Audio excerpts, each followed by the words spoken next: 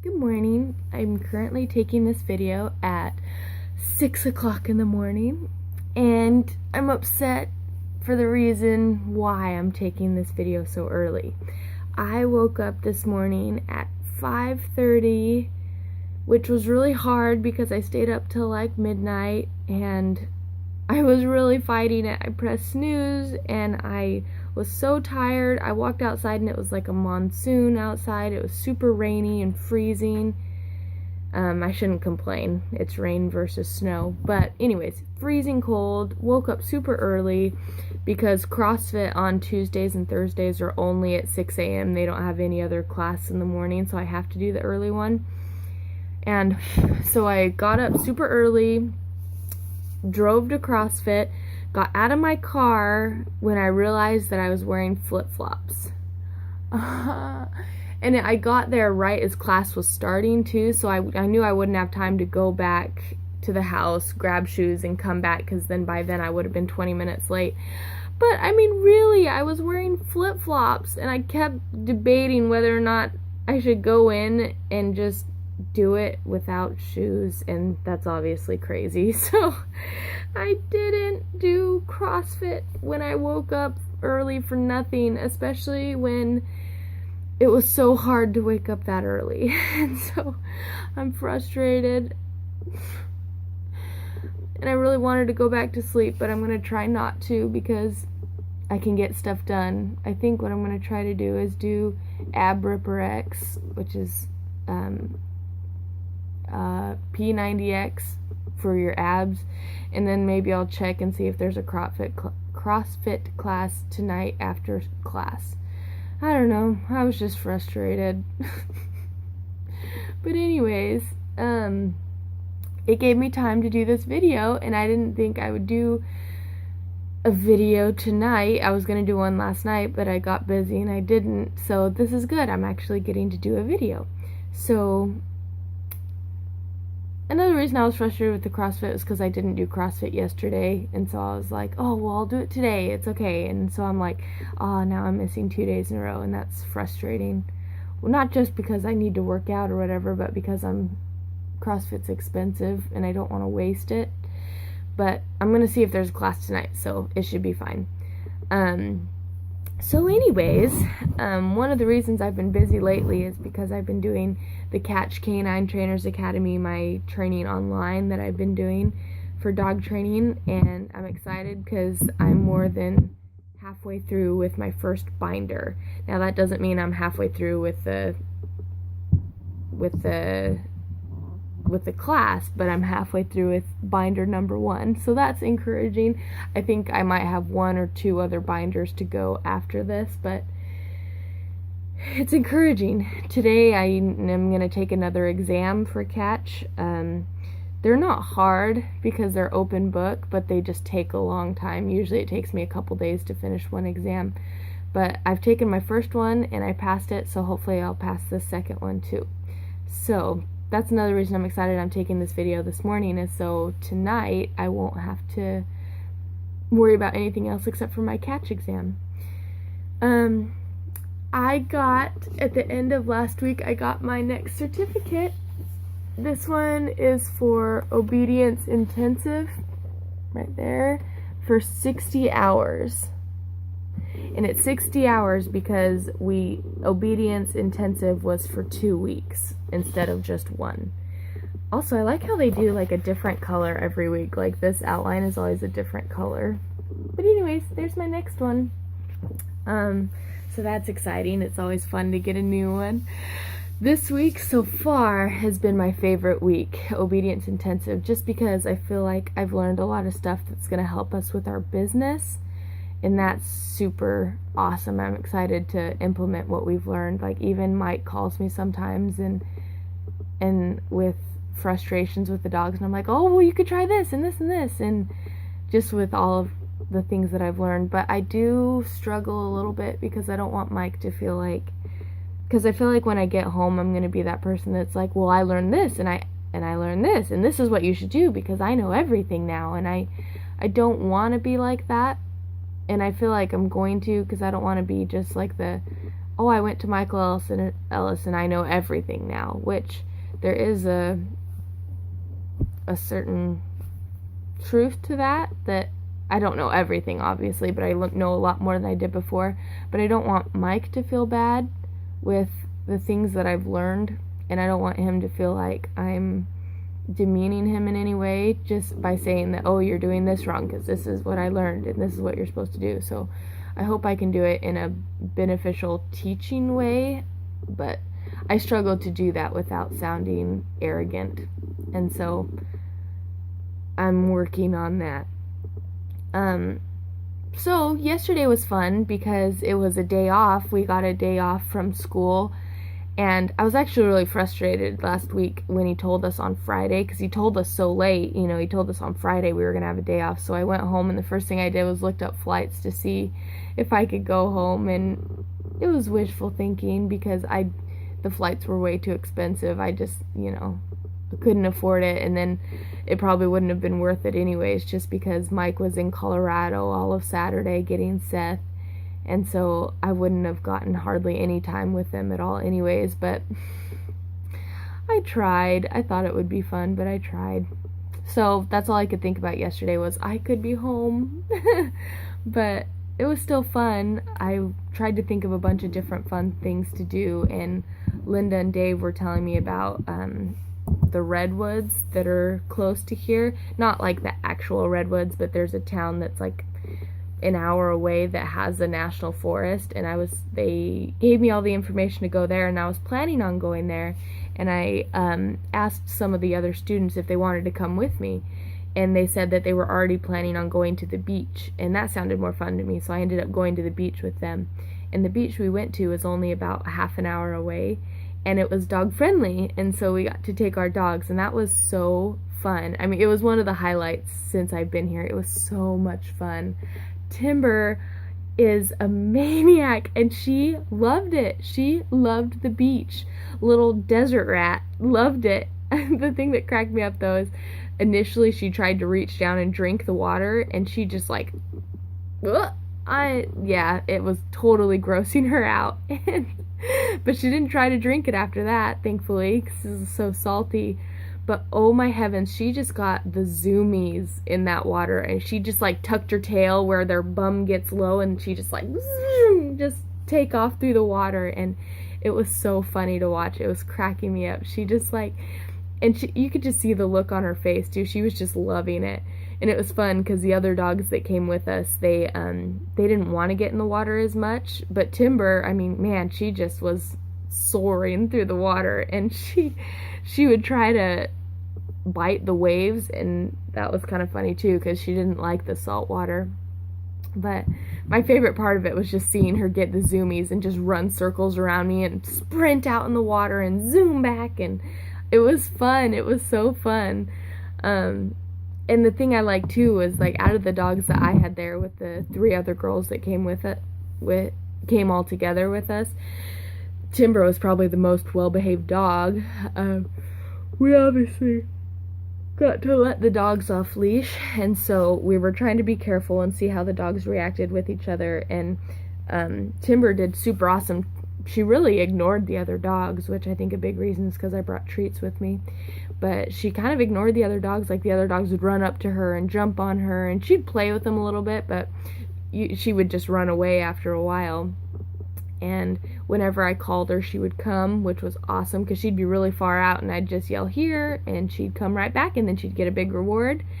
And so that was a good training opportunity as well, with a lot of different distractions. There were a ton of other dogs, and I was really happy that she never like perked up and looked at another dog or charged another dog, so that was really awesome.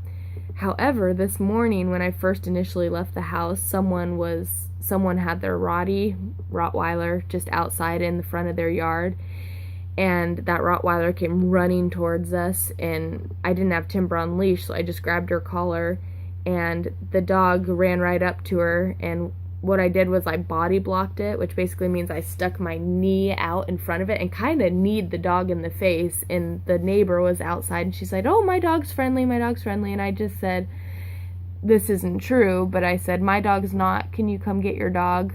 And I do that because a lot of different reasons. So I feel like this is something dog trainers understand, but the average person doesn't, and that's why I'm talking about it, is to spread knowledge to everyone. But so this Rottweiler's trying to get to Timber, is trying to lean around me, and I just kept stepping in front of it, and I didn't want him to meet. And this lady, I just asked her if she could come get her dog, and she did, but she seemed super annoyed by it and like appalled that I wouldn't let her dog meet my dog. And I was really apologetic. I was like, sorry, you know, like I'm sure your dog is friendly, but mine's not. But the reason I do that is because I don't want my dog interacting with another dog. One, because the dog was off leash, and I can't guarantee, like, a dog, yeah, might be friendly, but you put it around a dog who looks at it wrong, or they just don't mesh with, and they can get in a fight, and, you know, you can't avoid that, especially because that dog's off leash. So I prefer not to let Timber, or since I've been here at Michael Ellis and have learned that, I don't want my dogs to interact with dogs that I don't know. I don't know how they'll react until I know their dog. And I'm not against my dog meeting other dogs. I mean, I'm fine with it. But again, it comes down to, I want to make sure my dog will get along with your dog. I want to make sure I know your dog will behave. And also, it comes down to me wanting Timber to pay attention to me instead of other dogs. Because I've found that I've made this mistake with some of our dogs, like Ruger. We took Ruger to the dog park every single day. And now, if I'm out walking Ruger on a walk or something and he sees another dog, there's no stopping Ruger. He's going to run up to that dog, which, like, Ruger's friendly, and luckily the dogs, most of the time that he runs up to, are friendly too, so it's not that big of a deal. But what is negative about that whole thing is that Ruger can't focus around other dogs. You get him around another dog, he won't listen to you. He doesn't come when called. He's really doggy. And so I want my dog to be friendly around other dogs, but I also want them to find me more interesting than the other dog. I don't want to be walking my dog and my dog to lunge on the leash whenever it sees another dog. And so I kind of want it to be on my terms that the dogs meet, and some people find that so hard. Like, even on Friday, we took our dogs just on a walk. There's like a trail right outside of the Michael Ellis School, and people had their dogs off leash, and I had that situation again where a dog would run up to me and I'd have to body block it. I'd kind of step into that dog, and people, I mean, and I could see myself, like, before I learned about that reason, I could see myself getting a little offended if someone, like, need my dog, you know, like, don't meet my dog, like, and I could see myself saying, like, oh, my dog's friendly, he's not going to do anything. But now that I understand why I don't want that to happen, it's harder for me, because I do that to someone's dog and they kind of look at their significant other like, why are they being so crazy? Why won't they let our dogs meet? And so I feel for them, just because I feel like that's how I used to be. But now that I know that, like, I can't determine how my dog feels about the situation, I can't control their dog, I try to avoid that more.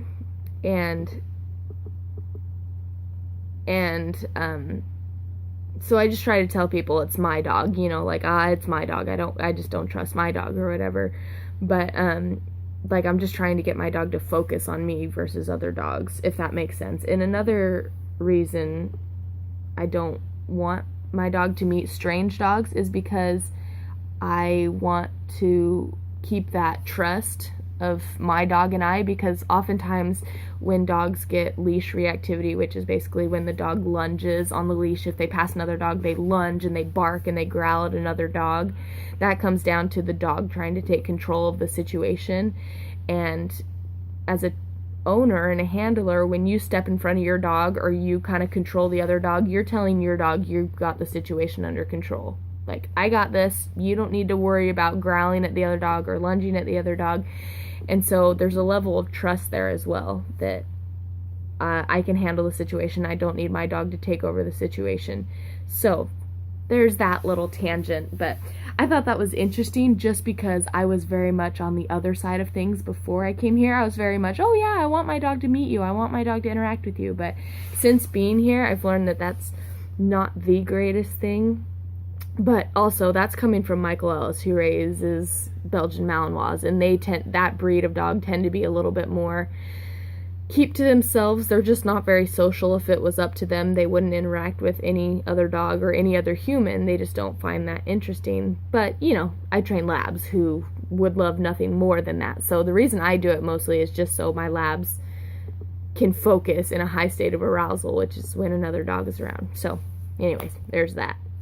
But what was I even talking about? The beach. But anyways, beach was super fun. We just had a blast.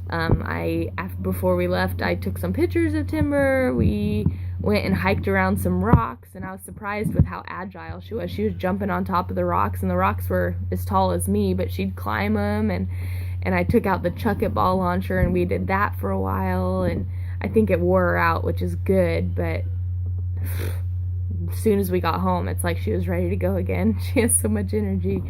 But after we got back from the beach, it was fun because we were all really hungry, so we went to IHOP, got pancakes. It was awesome.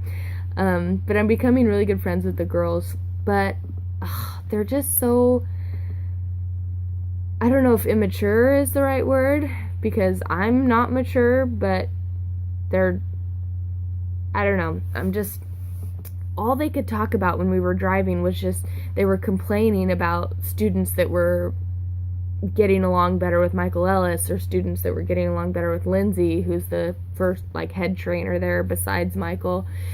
And they were just, like, talking about how jealous they were of, I think I talked about in another video about a girl who gets privates every week. Like, she does, like, 3 privates a week, and just because she's very wealthy. And we found out a little while ago that privates are $100 an hour, $50 for half hour or something like that. And so she's paying an additional $300 a week for these private sessions. And all these girls could talk about was just like how jealous they were and how much they didn't like this girl because of that. And she's the nicest girl. Like, I totally like her. She's awesome.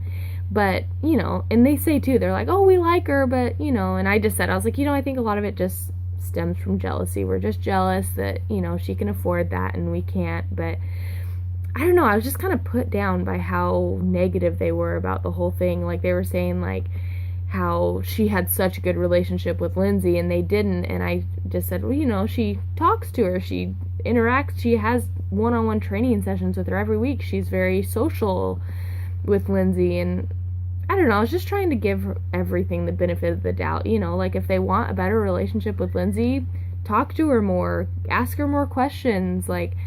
And I kind of feel the same way because Lindsay's very quiet and it's hard to talk to her because she's very much, she doesn't have conversations with you. It's hard to get her to talk. But, so I do feel the frustration, but not to a point where I am disgusted with her or I want her to fail because of it, because that's what these girls were saying. And I just thought that's so, I mean, so negative. I just didn't like how negative it was, which I was kind of surprised at myself that I felt that way, because I tend to be super competitive and frustrated when someone's doing better than myself.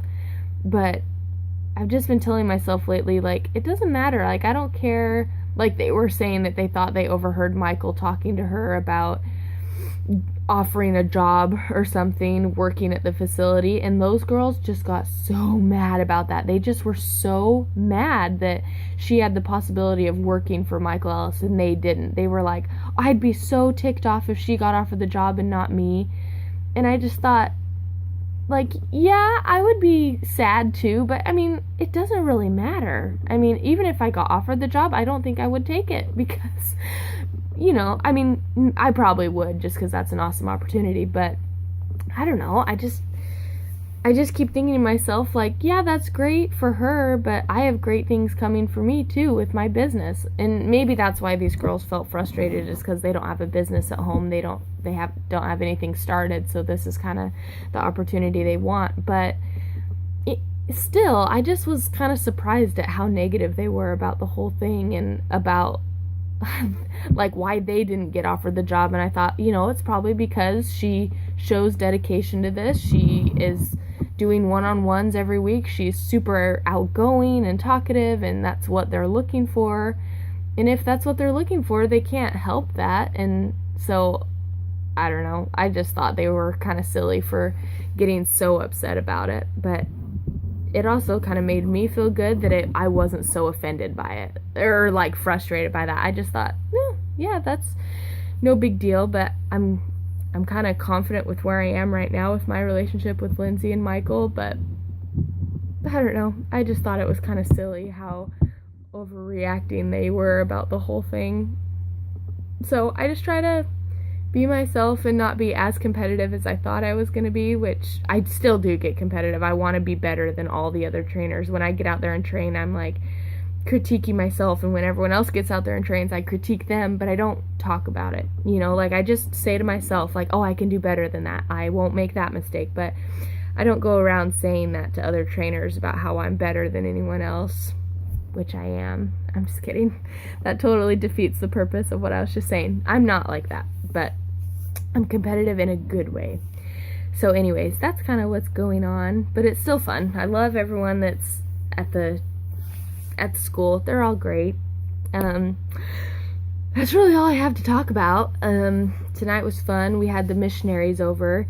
Bless Linda's heart. She's just so busy with everything she does in the ward. She works for the Institute too, so she had so much going on today. So she is in charge of a funeral, and so she's making a bunch of desserts, and she had people coming over constantly, and then she had dinner for the missionaries tonight, which she does that probably once a month.